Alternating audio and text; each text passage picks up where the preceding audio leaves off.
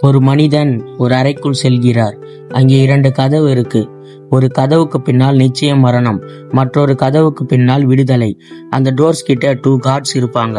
ஒருவர் எப்போதும் உண்மையை பேசுவார், மற்றொருவர் எப்போதும் பொய் பேசுவார். இந்த மனிதன் ஒரே ஒரு கேள்வி மட்டும் ஒரே ஒரு காவலரிடம் கேட்க முடியும்.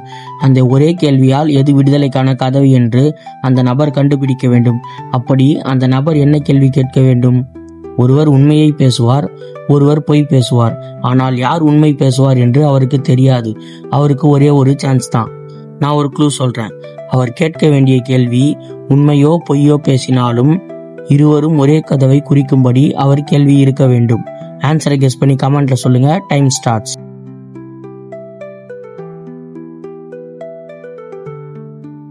பதில் என்னன்னா, அவர் கேட்க வேண்டிய கேள்வி, அந்த நபர் நான் மற்ற காவலரிடம் எந்த கதவு விடுதலைக்கானது என்று கேட்டால் அவர் என்ன சொல்வார் என்று, அதை கேட்ட பிறகு அவர் சொல்லும் கதவின் எதிர்கதவை தேர்வு செய்ய வேண்டும்.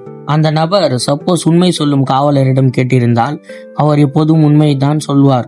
சுதந்திரத்திற்கான கதவு எதுவென்று பொய் சொல்பவர் என்ன கூறுவார் என்று நீங்கள் அவரிடம் கேட்டால் அவர் நேர்மையாக உங்களுக்கு தவறான கதவைத்தான் சொல்வார். ஏனென்றால் பொய் சொல்பவர் தவறான கதவைத்தான் சுட்டி காட்டுவார் என்பது அவருக்கு தெரியும். பொய் சொல்லும் காவலர் அவர் எப்போதும் பொய்யைத்தான் சொல்வார்.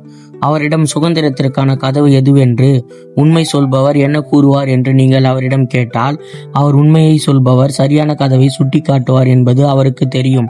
ஆனால் அவர் அதை பற்றி பொய்தான் சொல்வார். எனவே அவர் மீண்டும் தவறான கதவை சுட்டி காட்டுவார். அவர்கள் 2 பேருமே தவறான ஒரே கதவையை சுட்டி காட்டுவார்கள். அதனால் அந்த நபர் எளிதாக எதிர்கதவை தேர்வு செய்து அவர் விடுதலை பெறுவார்.